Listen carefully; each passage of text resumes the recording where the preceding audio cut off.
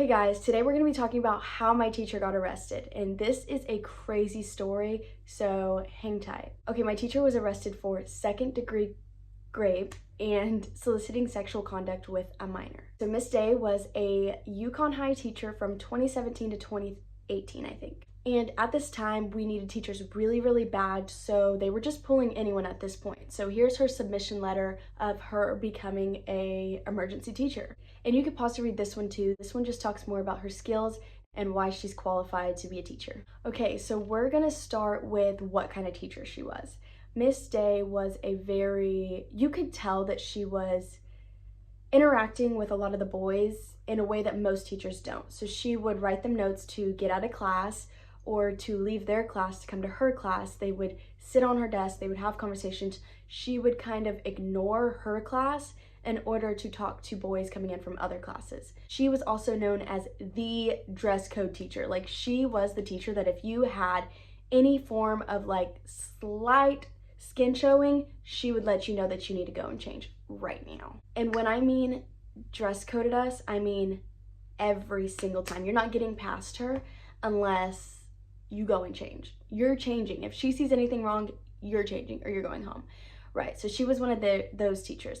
But it was very ironic because she dressed like this, which is not very appropriate for school, for students or teachers. She always had like the football players, the jocks, all the cool boys would come into our class and hang out with our class, not us, but they would hang out with her, and the victim was obviously one of those boys. Another note on that is that she had a husband. Her husband was our football coach.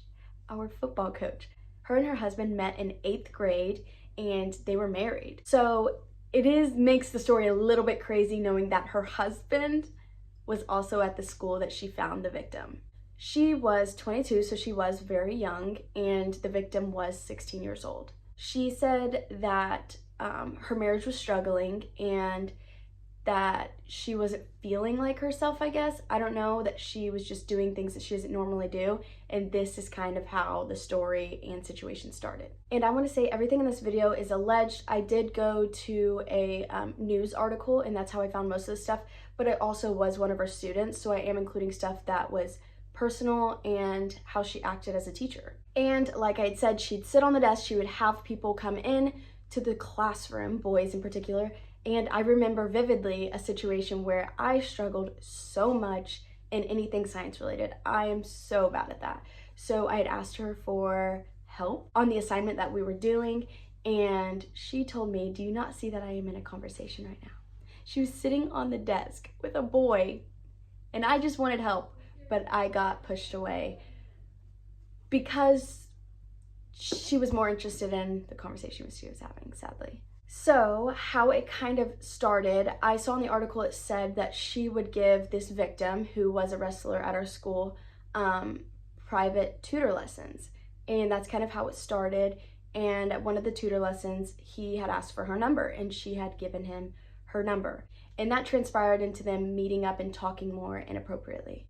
And again, alleged, this is just what I read, but that the student was acting off and the parents, I guess, had took his phone or looked through his phone. Not sure how that happened, but they saw the messages between him and his teachers and pictures. So as his parents were going through his phone, they found explicit messages and pictures between him and the teacher, and as any parent would, they went to the police, where then the police set up a sting operation. And a sting operation is essentially where the police go in and try to catch the criminal in the act of a crime. So when the police got a hold of his phone, they continued to act like they were him and trying to see if she would continue talking to him and meet up with him again. According to the article, it looked like the police had every right to think that they had met up previously and done this act, so they wanted to see if she would do it again. Okay, this is when it gets crazy. So let's get to the day of the sting operation. The police ended up texting after all the messages had conspired if the day that they were supposed to meet up was still on and they're still good. She replies, "Yes, but hurry before my husband gets home from work." He works at the school.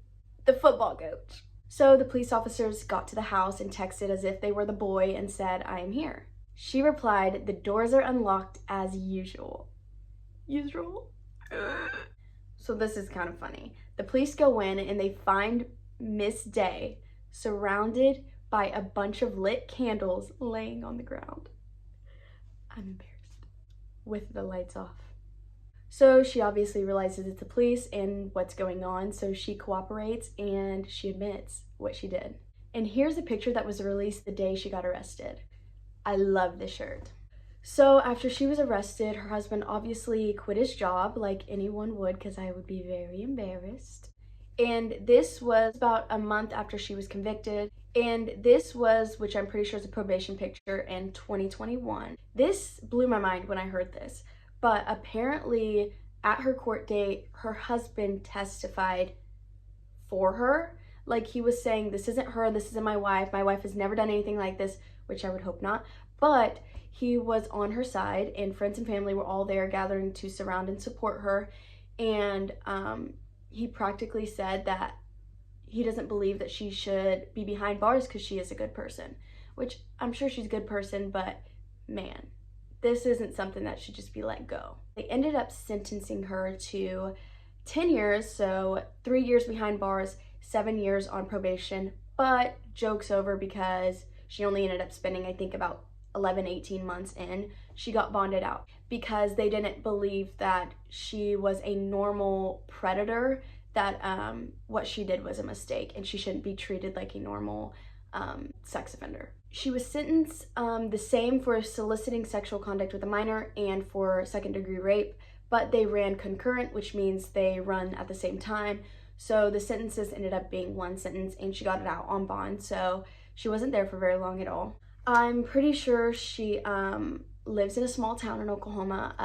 Haven't heard anything about her since, you know, my 9th grade year of high school. It is an insane story, and I have an even crazier parts of the story, but this is alleged, so I'm gonna cross out his face, 1, because he's a minor, and 2, I can't back up, so I'm not going to put his face, and this is totally alleged, but it did go around the school that he did say it, but I technically have no proof, so I'm just gonna put it up there, and just to make this story even 10 times crazier.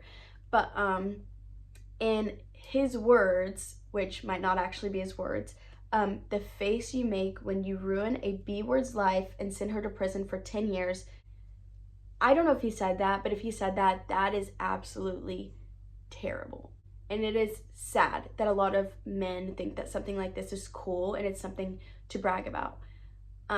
He was also young, so I don't blame him, because the whole school thought it was cool. All the boys were cheering him on and saying, oh my gosh, like, you know, you're the cool kid. You did what everyone wanted to do.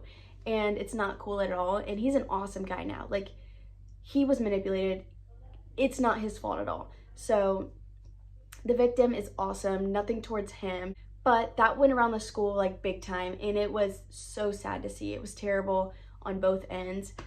But yeah, I will say that I was happy to read in the article that she admitted and went to her church and went to her friends and family, admitted her wrongs, and was seeking forgiveness.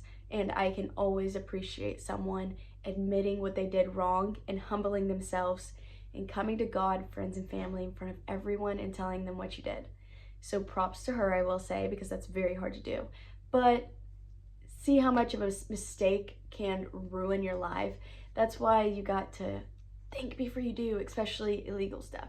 So yeah, that's crazy, but that's the story how my teacher got arrested. It definitely made my high school a little more interesting, I will say, because a lot more happened after this. Like, I have crazy stories from this high school, which I ended up leaving, but the little bit of time I was there, I've seen it all. But yes, I hope you guys liked that story time, and I will see you guys later. Bye.